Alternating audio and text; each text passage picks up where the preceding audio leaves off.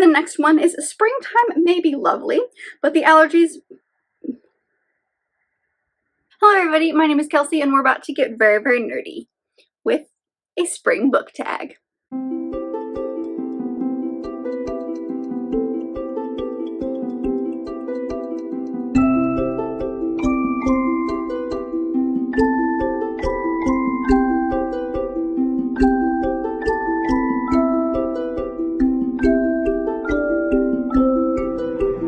So today I thought we would do a fun book tag now that it's officially spring. We're starting to get closer to summer. It's starting to get a little warmer, even though it's definitely way too cold for me to be wearing this shirt right now, but it's fine. But I thought we would do a fun spring book tag. So I am doing the Splendid Spring book tag by Victoria Mann here on YouTube. I'll make sure that I leave her linked down below if you're not already following her. Like, legit, you are missing out. Her videos are just so much fun. And she's been doing kind of a collection of tag videos based on the seasons. So she's already got a fall and winter one up. I think I did her fall one if I am correct, but we're doing a spring one and I'm very excited. So there are many, many questions. There are 10 questions plus like 5 extra bonus questions, and I will be doing all of them because that's who I am as a person. But yeah, let's get right into it. I have my husband's iPad, so I'm gonna be reading them off of there because they are so descriptive that like I need to do them justice. But I'll leave them all down below if you would like to check them out. Honestly, like, legit, her writing is so funny. Like, she writes like she talks. You know, like, I could hear her voice when I was reading these. But let's just, without further talking, let's get right into it. So the very first question, number 1, is everywhere you look, flowers are blooming. Choose a book you love or think you will love with flowers on the cover. So I did both. So the book that I picked for the one that I love, that I've already read with flowers on the cover, is The Unhoneymooners by Christina Lauren. I love Christina Lauren. This author writing duo is incredible. I talk about them so much on this channel. I feel like if you are any kind of subscriber for any amount of time, this is not a surprise to you. But they write primarily adult, well, not just adult, but they write romances. I read a lot of their adult romances. I think they have a couple of YA stuff, but mostly it is adult romance. And this one takes place in Maui. And as you can see, there's many a flower on this cover. So this follows Olive, whose sister is getting married. And she cannot stand the best man, aka the brother of the man her sister is marrying, Ethan. They have like a whole history. It's a lot. But something happens at the wedding where everybody except for Olive and Ethan get sick because they have specific reasons why they didn't eat a specific type of food or at the buffet, and so everyone gets food poisoning except them. So the sister asks Olive to take the kind of honeymoon that they were going to take to Maui and take it with Ethan. And so they have to be at this resort kind of pretending to be a newly engaged couple. But it's a hate to love romance. It's perfect for like the summer or springtime. It's got a super fun cover, but it's got flowers and I love it. So that's the one that I've read that I really, really loved. I think I gave it full 5 stars. The one that I haven't read yet, I'm actually reading this month, so it's kind of perfect, and that is Mary B, An Untold Story of Pride and Prejudice by Catherine J. Chin. I feel like I've talked about this a lot recently because, like I said, I'm going to be reading it this year. It was on my TBR for the month of May. It's on my TBR of books I want to read by the end of the month. It was recently in a not Pride and Prejudice, a recent Jane Austen collection book video, like it's been everywhere. But this is basically a retelling of Mary Bennet, which is the middle Bennet sister from Pride and Prejudice. And this is just kind of this author's take on her story. But we do have kind of a floral flower aesthetic happening there on the cover.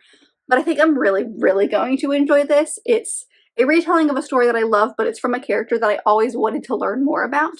So I'm really excited to see what this author has in store for this character. But yeah, those are my floral covers for this answer because I went extra. Okay, number 2. Spring is the perfect time for a fun trip. Choose a book you've read or would like to read while traveling from one place to another. So I have a book that I would like to read. I think it's a really, really good travel book because it's about travel, and I usually don't like travel books, like books that have a lot of traveling, like in the middle, primarily fantasy books.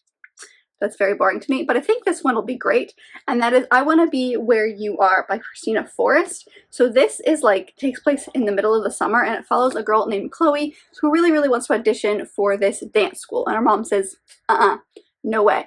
And so she takes the car and her dog and does it anyway. But as she's leaving, her neighbor, who I can't remember what his name is, Eli, but her neighbor Eli basically finds out and insists on going on this road trip with her. So it's a road trip type book, but also like it's these two people who are kind of forced into the same situation. Well, not forced is a strong word, but it just seems like it would be perfect to read while you're traveling. You know, the third one is Who Doesn't Love a Good Spring Fling? Choose a book you were obsessed with for a short period of time and then you swiftly cast aside. So I don't even know if I still have this copy. If I do, it's downstairs and I don't feel like going to get it. But that is The House of the Scorpion by Nancy Farmer. I read this book in middle school, I want to say. I think I was in 7th or 8th grade. I think it was 7th grade. And it was like the first kind of, I want to say like true sci-fi dystopian type of book that I really read. And I fell in love with it. I thought it was incredible. I haven't thought about it in years. I still kind of consider it a favorite of mine because it does really impact me and I really loved it. It's about cloning. It's about like a dystopian American future where this guy clones himself, but he's like 80 million years old and this kid is like born in a cow and like grows up. And so I think throughout this book he's mostly in his like younger middle grade years. But I haven't thought about it in such a long time. Like I'm not even sure we still own it because it's been so long. So like I was obsessed with it for like a good chunk and then just completely forgot about it. Not because it was a bad book, I grew up? I don't know. So the next one, number 4, says everyone loves the smell of freshly mowed grass, but not at an ungodly hour. Choose a book that personifies a middle-aged dad waking up at 7 a.m. on a Saturday to mow the lawn while he should be sleeping like the rest of us. I love this, but I don't know what to pick for this. Like, this is the hardest question. So here's my answer. I don't know if it's a good answer, but here's my answer. And that is Boyfriend Material by Alexis Hall. So this is a romance between two guys who basically, it's a fake dating romance in Britain, and they both have reasons for dating the other, and it's their relationship as it grows. But it all takes place from one of the guys, Luke's perspective. His dad is a rock star. He's always been in the limelight, and Luke does not want to be in the limelight, but he always is because of his dad. And so like I said, it's all from his perspective, but he is like the most flawed individual. And while this book is really about growth and him growing to like understand and learn to love himself, as well as he's like creating this bond with another human, he is one of the most infuriating people to read about because like you love him, you want the best for him, but he always gets himself in these situations and you're like, why did you say that thing? Why did you do that thing? That was wrong. And like after he does the thing, he's like, oh man, I shouldn't have done that thing. That was one of the things that I shouldn't have done. And then like he doesn't really do them in the future. He's like learning he's learning from experience. But sometimes he's just does things and you're like, oh god. So you get a lot of secondhand embarrassment. So while you love him, you also are very stressed about him. So like that's my answer of why I chose this book. Because like you love your middle-aged father, but you also are very infuriated that he's mowing the lawn at that hour. Does it make sense? Maybe. All right. The next one, question 5. A surprise rain shower might spoil your outdoor fun, but don't worry, the sun will be back. Choose a book that made you really sad, but the sun still shines in the end. So for this one, I decided to go with Birthday by Meredith Russo. So this really follows the story of these two friends as they're growing up trying to figure out life right at the preteen years, but also you're following Morgan, who knows that she is female inside, but like her outward appearance doesn't reflect that, and her father is very, very much a football kind of guy, and so like he basically forces Morgan to be on the football team a few times, and there's just a whole lot of stuff that goes with this book. It's very like following the trauma that goes along with kind of puberty and coming of age when you're in the wrong body. So while you're reading this, it's very difficult. It's really hard to watch these things happen to our characters specifically in Morgan's like situation, but at the same time, the ending was kind of perfect. It really kind of wrapped everything up that it needed to do it in a very realistic way. So while you are super sad through most of this book because you're watching these terrible things happen, the ending is almost kind of worth it. So that's my answer. You're sad and happy the entire way through this book. Next, question number 6 is, it's that time of year when all the animals stretch their limbs and come out of hibernation. Choose a book that pulled you out of a reading slump. So reading slumps for me are bizarre because they very rarely happen. I kind of just like force my way through them and I just keep reading. And then I go, oh, that might have been a slump that just happened, but I'm forcing myself to read, so I never really get in that situation.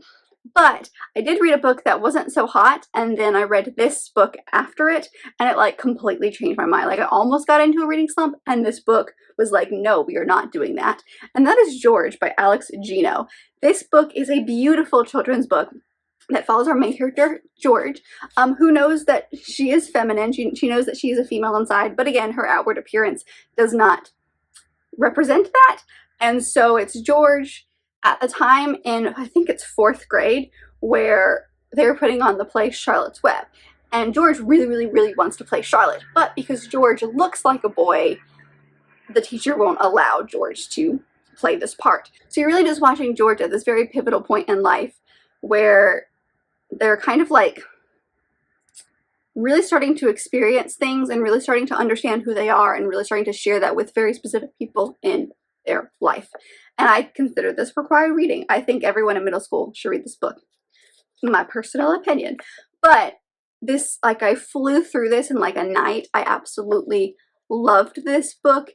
Like I said, I read it after a book that was okay, that I was starting to like question if I wanted to keep reading, and then I picked this one up and like changed my mind. So this is my answer because like I almost got in a slump, but I didn't.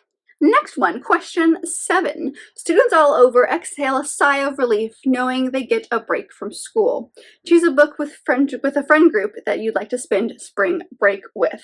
So I decided maybe I kind of have a reasoning for this, but I decided to go with the entire character group of the Guernsey Literary and Potato Peel Pie Society by Mary Ann Schaefer and Annie Barrows. So this is a movie now on Netflix. I'm sure many people have heard about this, but this is a book of letters. But it follows our main character Juliet, who discovers this letter because a man in this little itty bitty town, this little bitty island called Guernsey, has received a book by a specific author and her name was in it.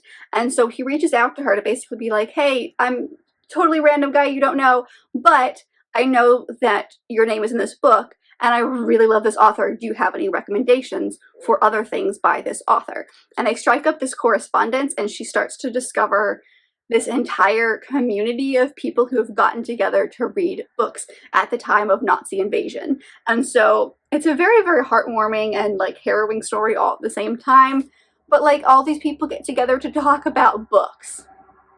What is better than that? The next one, number 8, is Spring is all about rebirth and blooming. Choose a book that made you grow as a person. So the one that I chose is one that I just recently read and talked about in my wrap-up, so I'll make sure I leave that linked above because I read it last month. But that is Grown by Tiffany D. Jackson. This book has stuck with me. I haven't stopped thinking about it since I finished it, and it just made me think about kind of the justice system a little bit differently, about the Me Too movement a little bit differently. But this follows our main character, Enchanted, who is an upcoming star. She's a singer-songwriter, and she gets discovered by this super popular guy named Corey Fields. And so he kind of like strikes up this friendship with her and is starting to like get her into the kind of entertainment field. But there's a lot, like there's way more dark stuff to this book. It's about grooming young girls. It's about relationships between young girls and older men. It's about the Me Too movement. It's about people not believing girls and women, specifically Black women, when they come out and say that they have been like sexually assaulted or they have, you know, been in situations that they are not comfortable with, things like that. And it's just like there's a lot that's touched on and a lot that's talked about in this book that is just, I don't know, like as a reader, you go into it knowing that this isn't going to end well. And so you're just like watching these things happen, and it's just like, it's so harrowing. It sticks with you, especially the reaction when these things start to become public, and it's just opened my eyes. And like, I knew that wasn't a good, like I knew that part already. Like I knew that those things weren't being believed. I knew that this wasn't great in the media, but this just really gives you kind of like a firsthand account almost to it, even though it is fictional. So this is my choice because like I haven't stopped thinking about it. The next question, number 9, is a picnic at the park is the perfect springtime activity. Choose a book with a character who you would like to pack, who you would think would pack the best picnic basket. So without a doubt, I knew exactly who I was going to be talking about, and that is Charlie from the Heartstopper graphic novel. He is one of the biggest cinnamon roll sweetheart characters I've ever read about. I love him so much. Like, he's precious. The way that you just see him care about Nick, like I feel like he would just put all of his love into this picnic basket, and like it would be great. So he's my answer. Also, I love him. Didn't know if you could tell that. And the very last of the regular questions, question 10, is for Minnie. Spring is the first break from the bitterness of winter. Choose a book that is the embodiment of sunshine. So this is kind of an odd answer, but there's a reason. And I'm going to go with Wonder by R.J. Palacio, because this is a middle grade book about a kid named Augie who has been homeschooled his entire life because he has a face deformity. And so this is the first time that he has gone to a public school, and it's middle school, so of course it's not great. And while yes, this book is a lot about Augie and the experiences that happen to him and all the bullying that happens to him, it is also a book about kindness and showing kindness in the most interesting and like different ways, like where you can find kindness in very unexpected, that's the word I'm looking for, very unexpected ways. But he just has like a very positive vibe to it, even though like obviously like this bullying is really tough on him. It's just a very kind of wholesome story, and a story that this author wrote for younger people so that they could all be kind to one another. And while the story itself is not the happiest to read, the kind of response to it and the wholesome feeling you get once it's finished is that like ray of sunshine. So that's why I chose Wonder. Looking at the bonus questions, the first one, the world around us is being reborn right before our eyes. Choose a book whose movie or TV adaptation reignited a dormant obsession. So I have an entire series, and that is the To All the Boys I Loved Before series by Jenny Han, because I read these I think a few months before the first one came out, maybe not, maybe it was a few months before it was announced, but I read these relatively soon to when the movie, like the first movie was coming out, and so I read them, loved them, finished them, moved on with my life. And then, like a year later, the second one came out, and my love reignited all over again. Loved it, watched it, was incredible, moved on with my life. Then the third one came out, did the same thing, loved it, watched it, and I've moved on with my life. So every time one of these movies came out, it was like a brand new, like, oh, remember when you liked these? Remember that? We're going to show you a movie version of them. And I think just because there were so many and it happened repeatedly, my obsession with these have just like come back every time a new movie has come out. The next second bonus question says there couldn't be a more perfect time to discard cluttered items with a little spring cleaning. Choose a book you've held on to for far too long, either physically or in your heart. So I had like this super sweet answer for this, and then I realized that it was supposed to be a negative thing, and I was like, oh, now I gotta redo everything. So I'm gonna go with this random book that I found in the free library, and that is No Dark Place by Joan Wolfe. This takes place in Norman, England, so it's like historically set, but it follows this guy who like doesn't know his family, and then people think he's this lost son, and so he goes on this grand adventure to figure out if he is this lost son. It sounds like my thing, but I've had it for years. It's been in the unhaul pile multiple times, and it's somehow always stayed with me. So have I held on to it too long? Maybe. Should I read it? Probably. I think I'm going to like it. It sounds like there's going to be a lot of like political intrigue with it as well, so we'll see. But I've had it for so long, and I keep forgetting that I have it. So, that's my answer. Oh man, it smells like an old book. like a very old book. The next one is Spring is the perfect time to try something new. Choose a book that features an activity you'd like to try or place you'd like to go. This is an odd answer and it takes a little explanation, but I'm going to go with Kate in Waiting by Becky Albertalli. Now this book just came out. Have I read it yet? No. However, it does take place in high school around a theater production. So, my answer for this is the theater production side of it. I loved theater when I was in middle and high school. I participated in throughout middle and high school, and I've always wanted to do community theater. I thought it would be like so much fun because it's something you can do on the side. Now, we don't live in a place there's actually community theater to go to. Also COVID, so like right now is not the time to do it. Do I think I have enough talent to do said community theater? Who really knows? I'd love to be like a background character, like that would be ideal.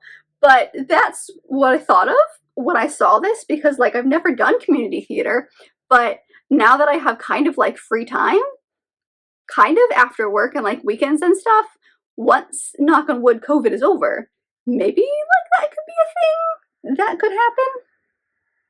We could always try, and if it doesn't work, then it doesn't work. So that's my answer, is community theater, even though this is for sure high school theater. Same thing in my head. I'm making it the same thing. The next one says springtime may be lovely, but the allergies it brings are not. Agreed. Choose a book with a side character or a second point of view character whose presence is unwanted. So I went very old school, and I actually just realized I don't have a copy of this because I picked the wrong book. But that is Emma by Jane Austen. I cannot stand the Mr. Elton, the Reverend character, the bishop guy in this world. He is one of the most annoying people ever. But he's like a huge part of this plot. He's a huge part, especially at the beginning, because this book follows Emma, who is really into matchmaking, and she's very convinced that she's going to set up her new friend Harriet with this Reverend. And it doesn't end well. And that's only the beginning of the story. He's just very like snobby and like conceited, and he's always like, you know, thinks he's better than these other people. He's a very confusing character, but he annoys the crap out of me. I understand why he is there. He is an important character to the plot, but I can't stand him and he needs to go. And the very last of the bonus questions is, with each new season comes a new color scheme, and spring does it best in pastels. Choose a book with a pastel cover that you loved or think you will love.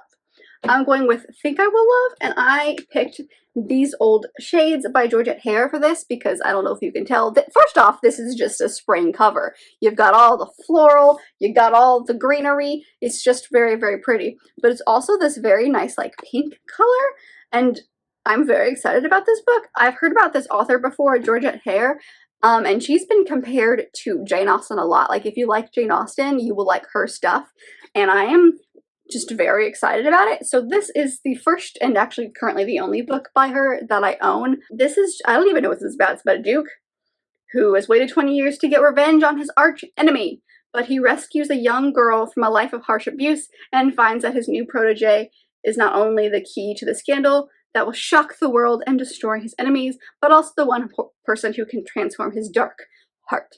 So, sounds sweet, sounds cute, sounds perfect, but I've heard like her specific writing is very Jane Austen, so I'm very excited. But this cover, everything about this book just screams spring, and also that beautiful kind of pastel pink. So that's my answer. So that's oh, I need to tag people. Let me do that. Obviously my friend Teresa, my friend Serena from Wandering Mind. We'll also do Heather from Belle's Library. That was 3, right? That feels like a good number. Those are the 3 that I will tag. I will leave their links down below. But those are my answers. I hope you enjoyed. Also go check out Victoria because she's incredible. Like literally your life will be better. I speak the truth. But if you would like to do this yourself, I will leave all the questions down below. But if not, let me know some of your answers in the comments as well. But if you like this video, and I very much hope that you did, don't forget to give it a big thumbs up and subscribe down below if you want to be part of this awesome growing family.